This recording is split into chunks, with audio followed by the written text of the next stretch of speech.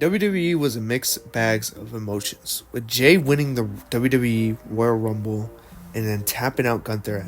Liv got hurt, Cena turned heel, Vision and Bloodline Vortex, and many more. But let's keep it real. The biggest thing that came out of this year was a El Grande Americano. Nah, I'm kidding. It was obviously Cena's retirement tour. It was met with a subpar retirement tour, but hey, at least we got Cena for one more year. But as we wrap up the year, let's talk about the great things that happened this year. Just like the NBA and NFL and even soccer with their Ballon d'Or, there's always rewards in the end to give out. So what I'm going to do is give out my rewards for the WWE Superstars, kind of like the Slammies, but in the twist. So yeah, let's go over it. Let's waste no time. Let's go. Oh yeah, before I go over the first topic, I'm doing men's and women's, so yeah, okay, just get that out of the way. Best on the mic for the men's, I got Jacob Fatu, LA Knight, John Cena, and CM Punk. This one was hard, as all these guys can cut promos for breakfast. But my top two has to be Punk and Cena. But overall, I choose Cena. His promos this year hit, especially as a heel. He would use logic instead of cheap heat, which is not seen in today's wrestling. With the memorable ones being the pipe bomb. Oh my goodness. When he created the pipe bomb, I felt like a little child again. It was a heartbreaking year to hear Cena say that he broke up with us. For the women's, I got Rhea, Becky, and Liv. You already know, my girl, Liv, is on this because she's fantastic on the mic. However, Becky was flawless. I mean, her mic skills is catchy. Come on, she got her own catchphrase. It's just not me saying it. Sports Illustrated says it. Bleacher Report says it. Whatever. But her program was awesome with Bayley, Becky, Nikki, Maxine Dupree. Like, she could build up a match. And even AJ Lee. Oh yeah, I guess you could put AJ Lee, but she's part-time, so it wouldn't really make sense. But it's about Becky, and she builds her up, and she builds her opponent, which sounds easy, but it really isn't. It's hard to teach, and Becky is a professional when it comes to it. So I'm gonna use Becky as best on the mic for the women's. All right, we got the most improved. So we got Jay, Gunther, Dom Mysterio, and John Cena. Last year, for all these wrestlers, it was a struggle trying to fit in this new era of professional wrestling. With Dom trying to figure out how it was being confident, just being confident in the ring and on the mic. Just that was a struggle for him. And then now he's a double champ. Now he's actually winning matches. Now he's getting behind the crowd. And Cena going from jobbing to Theory and Solo to winning the Elimination Chamber and winning number 17 at Mania. Gunther lost the IC Championship and then winning the World Championship back from Jay. Like, these guys had comebacks. And he also retired Goldberg and Cena in the same year. From last year to losing the Sammy, retired Cena and Goldberg. Come on. And Jay went from being just a tag team guy to finally winning the big ones. Winning the 2025 Royal Rumble, dethroning Gunther, making the finals to the King of the Ring. But I choose, in the end, it's gotta be the Never Seen 17. As the Never Seen 17 put in the work in his matches, in his promos. He was given chicken shit, but turned into chicken salad. Trust me, if you watch 2025 WWE, you know what I'm talking about. Hey, shout out to us, because we had to watch that shit. And he hadn't won a singles match in like 2018, and then broke it with the singles record of 7-5, which is not bad for an Asian old man, a balding man. And keep in mind, one of them was a DQ by R-Truth, because he was a heel. And then, yeah, I mean, that's a better year from not winning a match at all from 2018 to 2025. Yeah, I'm gonna give it to my man Cena. All right, now going to the women's side of things. We got Naomi, Maxine Dupree, Io Sky, Lyra Valkyria. Priority is key. And when you talk about priority, you gotta talk about stepping up. And Lyra did that with her character in her program with Bayley and Becky. And she had fantastic matches and then got the crowd behind her when she was the IC Women's Champ. Io, also a fan favorite of this year, had the crowd behind her. And she also won the Women's World Championship. But Maxine, from going to who is this on the ring and why is she in the ring to being IC Women's Champion and put in the work, shocked us when she fought Becky Lynch and started using moves we've never seen her use ever.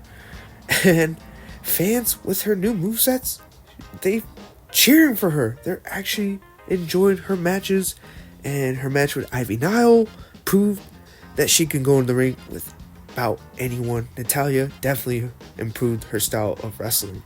But my overall pick is definitely Naomi. I mean, she started off the year as champs with Bianca, but then dropped it to my girl Liv and Raquel in a crazy banger. That match, that could be match of the year for the women's, but that's probably another episode. But then at Elimination Chamber, Jay comes back and attacks Naomi because she was the one that attacked her all along when they were doing attack Jade Cargill.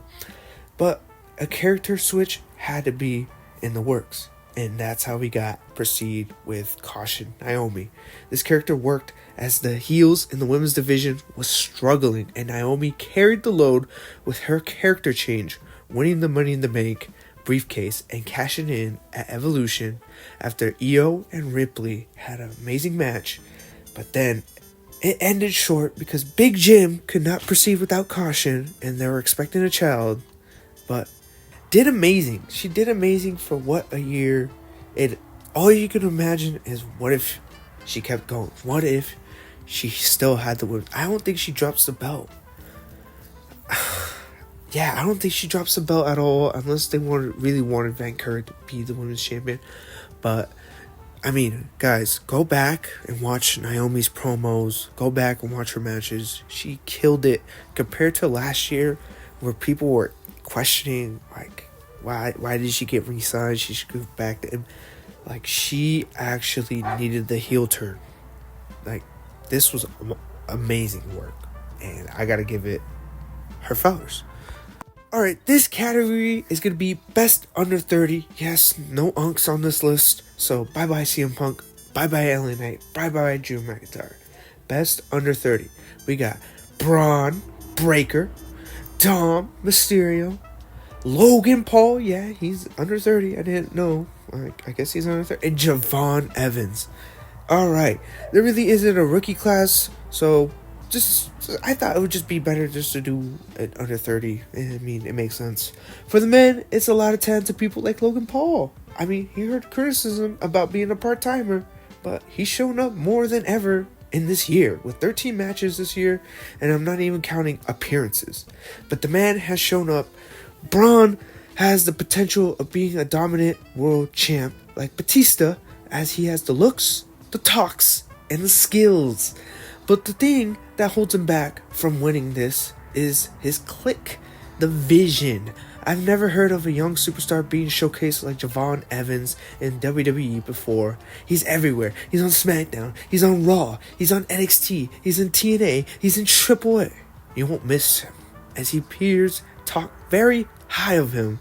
Even Cena took his last drink with Javon Evans and spoke high on him, calling him the future of WWE. But the man that holds it down, Dirty Dom, Dirty Dom, takes this, no doubt, as Dom would win the IC belt at Mania, bringing more gold to the Judgment Day, and then stepping his foot into AAA, winning more gold, beating El Hijo de Vanquigo in a mega AAA championship match in September, becoming a double champ as Dom has a long way since his days with teaming with his father. Remember that? Yeah, me neither.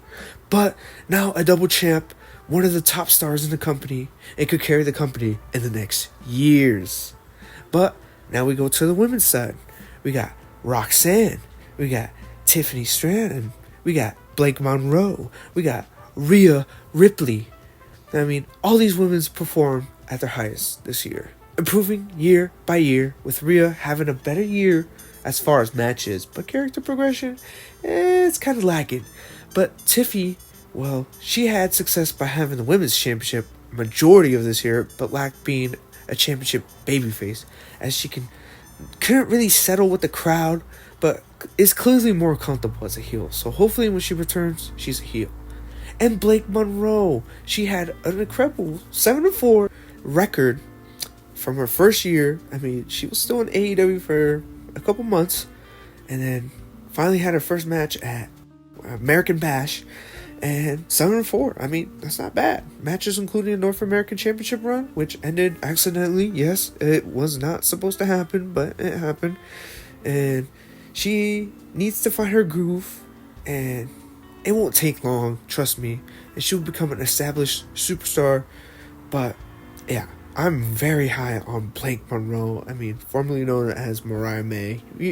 If you see her AEW work and NXT work, you'll know what I'm talking about. She got the looks, she got the talk, and she's just swagger. I don't know, just swagger. She can become like a Ric Flair type. But I got Roxanne overall as the best year, as she developed as a character, as a wrestler, and joined Judgment Day and stepped up by having matches with Io, Stephanie, and Tiffy, and also Rhea, defeating the likes of Io, Alexa Bliss, Lyra, and Nikki Bella. I mean, that's pretty impressive for your first year in the main roster, kid. Her story of joining the Judgment Day when Liv did not want her there made for an interesting story, but Liv got injured, so it ended really short. So plans switched, and she got embraced, but a missed opportunity as they didn't play the role of trying to seduce Dom and Liv, and throwing out Liv out of the picture, kind of like what Rhea and Liv did. But everything else played excellent in her first year in the main roster. Alright, we reached the last reward, the MVP. So the candidates are John Cena, Cody Rhodes, Gunther, and CM Punk. All these superstars have done phenomenal this year, with Gunther becoming the modern day legend killer and winning the World Heavyweight Championship back from Jay, dominating with a 14-2 record for the Ring General. But it was not his best year by far. Cody, the QB1, had digressed year with his last year, but started the year off with a banger with Kevin Owens in that ladder match, but then having a stinker with John at Mania, and that kind of summarized his year, having a good match there, having a bad match there. And so one plus thing is that his second reign wasn't anything special. Like, his first reign was aight, and his second reign is just like, like, why are we doing this? So I don't know. Cody as champ is not the same as Cody chasing the champ. You know what I'm saying? CM Punk started his year off beating Seth Rollins and the debut of Raw on Netflix. Then we would get it again and again at Mania with Roman. And then we would get it again, even after, at Clash of Paris. It just wouldn't stop it. He would fight Division all year with the great matches in the mixed tag WrestlePalooza with Becky and AJ Lee, and the Fatal 4-Way at Clash of Paris too.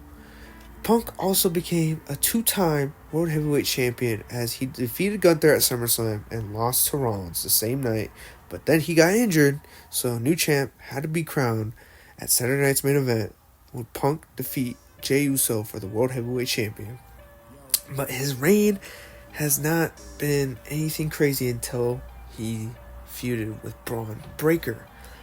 But my choice might be a little controversial, but hey, I don't care. This man had us all the way through this dumbass year. this stupid ass retirement tour. I'm talking about I believe in Joe Hendry. the never seen 17. Cena would win the Elimination Chamber, then turn heel, and The Rock and Travis Scott would help him, and then not help him, ditch him.